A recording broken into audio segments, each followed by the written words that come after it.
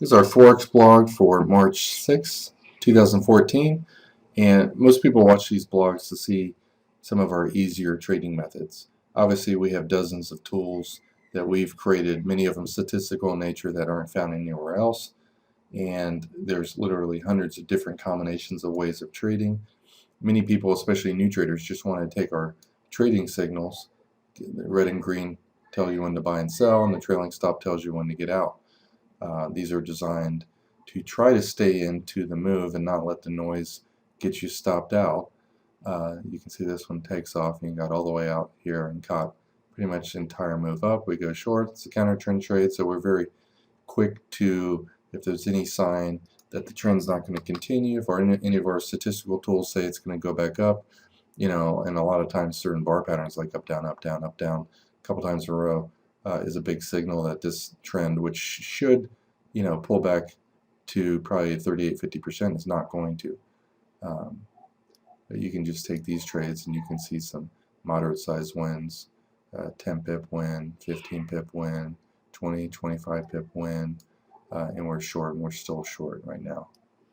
I'll just show, I pretty much spend and focus on getting our systems and our signals to do well.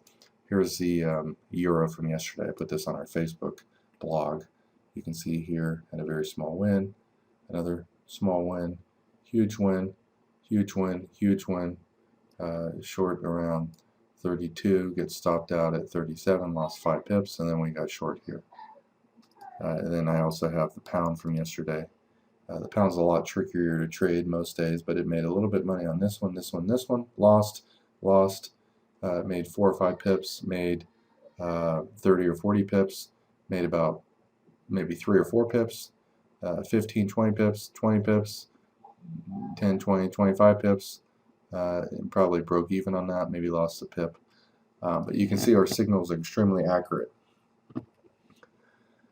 Even with the signals, you should still learn how to trade. You should learn support resistance, Fibonacci trading methods, and I would focus mainly on our currency indexes. These are synthetic charts that we've created ourselves that show you what the dollar's doing, all the euro pairs are doing, all the pound pairs, all the yen pairs. And you can clearly see the daily, weekly, monthly trends. The dollar's going down, it's underneath its hourly moving average. The yellow line right here is VWAP.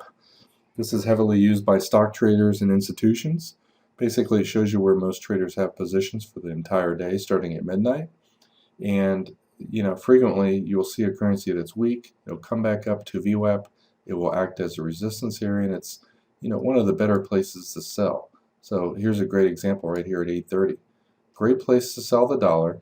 You want to sell it versus a currency that's strong, maybe that pulled back a little bit. The euro was trending down, and it broke, many times over the last hour and a half. It broke above its hourly, came back down, broke above its hourly, came back down. It kept making, higher lows, kept making higher highs. This is a decent one since it's one of the most popular currencies to trade against the dollar.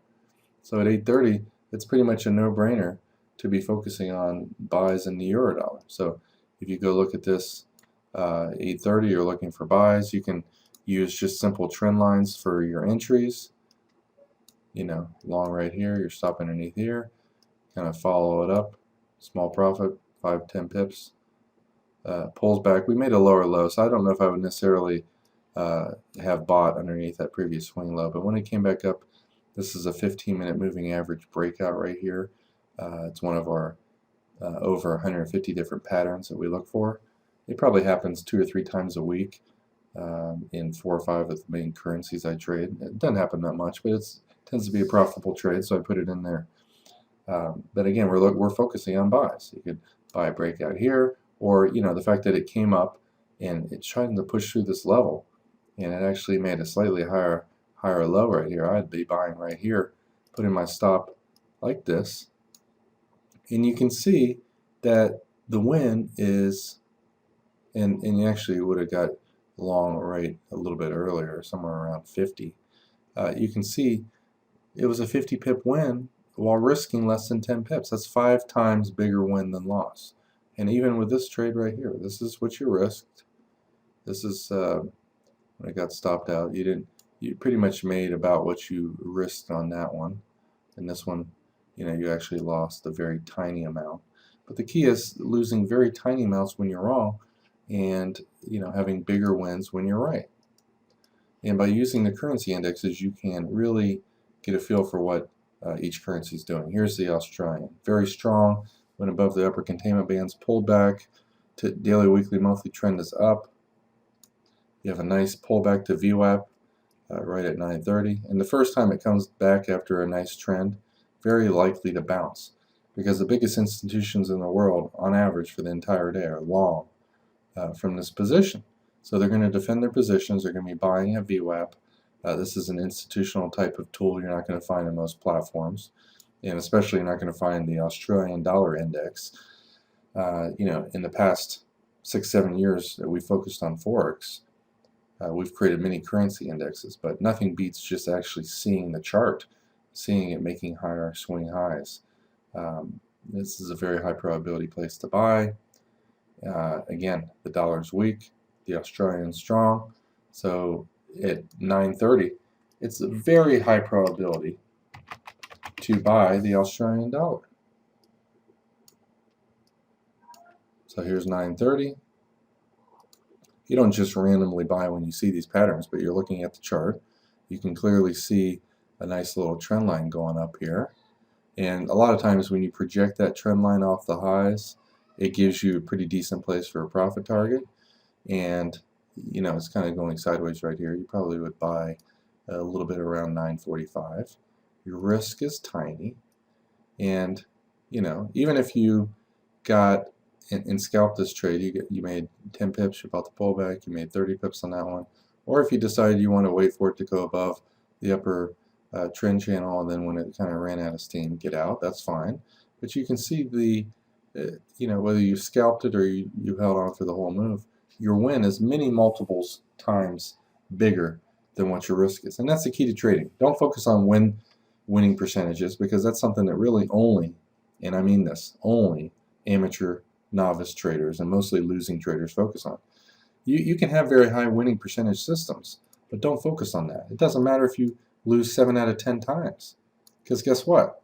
Or I should say, it doesn't matter if your winning percentage is only 30%. A lot of trades turn out to be break-evens. So if you had 10 trades, 3 break-evens, 3 losses, well, guess what? You only won 4 times, but only had 3 losses. Or many of those losers were smaller than what you anticipated. For instance, this one right here. You're short here maybe at 38.10, and you got stopped out right here at the close of the bar at 14. You lost 4 pips. It's not what you originally risked, because the trailing stop moved down. And sometimes, it moves down, you get stopped out at break even, or you make 2 or 3 pips.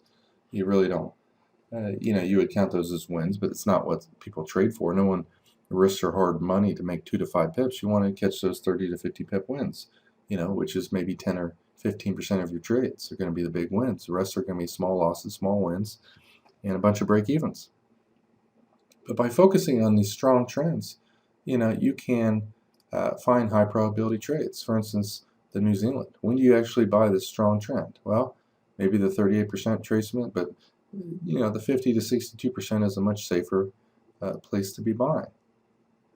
And it was so strong that it never really pulled down to there till maybe about right here. So maybe, this is kind of the dead time of the day. You don't necessarily want to be buying at that area, but you can see it's kind of holding support. Let's find one more example before I close for today. Again, I'm not doing these blogs every day because I'm focusing on improving the signals. We're going to be releasing a new one this week. You can see the yen's also extremely weak. And notice how these VWAP areas tend to hold. They tend to act as resistance. So they're great places to sell, because you can immediately get out as soon as the price goes above them. You don't have to wait you don't have to have wide stops. So between 4 to 6 o'clock, the yen is extremely weak. Let's find the strongest one from 4 to 6 o'clock. We'll scroll these back, and we'll try to find, one that's, possibly likely to be going up at that point. All these other currencies on this screen are weak at that time. The Australian, New Zealand, and possibly even the CAD are stronger. They're above their hourly, They have daily, weekly, monthly trends that are up. So let's just take a look at around 5:30 in each of these. Australian yen, 5:30. Here's 5:30. Guess what? It goes up, a little bit down, and up huge. New Zealand yen, 5:30. Pretty much goes up right away. Just keeps going. CAD yen, 5:30. If you bought right there, guess what? Just pretty much goes sideways and then up. So, none of them went against you. And when you see a currency like the CAD that's strong and the yen that's weak, you basically want to buy pullbacks like this. You put your stop underneath here, and as you can see, this one just rockets up. And good place to get out of your trade using either chandelier trailing stops, fib targets. You can also use our containment bands. And when you have super strong trends like today, the 3 and the 4 containment band are great places to get out. So let's put the DSP on here. This is much faster moving average. We'll put the 3, and we'll put the 4 on here. I'll make that one a little bit wider or thicker band. Typically the 3 and 4 containment bands are great places to get out. Another way to know when to get out is using our range projection tool. This tells you how far currencies move every hour. You can any time frame you want, but I like the hourly. You can put a 2 standard deviation on there, and this tells you how far it moves every hour. So this is the hourly high. Typically when that gets hit, if it goes up and hits the next hourly high, it's going to run out of steam. And this one was so strong it went up to the next hourly high and kind of stalled. And also the 4-hour range projection. This is how far it moves every 240 minutes, 4 hours. Typically these do not go through the standard deviation. So it was pretty dead, didn't even move what it normally moves on average during 4 hours, which is another reason why this exploded up so strongly. And when it gets above the upper 4-hour high, it's very likely to stall pretty soon. So you can kind of just draw your bands like this up here. And if you're a shorter term trader, you can, instead of using hourly containment bands, you can use 15-minute. They're much faster, and rarely does it go beyond the 2 level. So I'll put the 2 and the 3 on this. Rarely does it go past the 3. And as you can see, as this walked up here, it kind of went above the 2, pulled back, went above the 2. It's kind of running out of steam here. And anytime you see it kind of walk up the 2.0 band and then go sideways and try to go up, if it can't go back up to these upper areas, it's very likely to reverse. So this is pretty much prime time for counter trend trades right here. You get short, you put your stop above here, and even on one of the stronger currencies today, your risk versus what the upside, the maximum profit was on that, it's 3 times more potential profit than what your risk is. So our statistical tools are exceptionally good, and you should use them. You should learn how all of our tools work and find which ones make the most sense to you and trade in that way.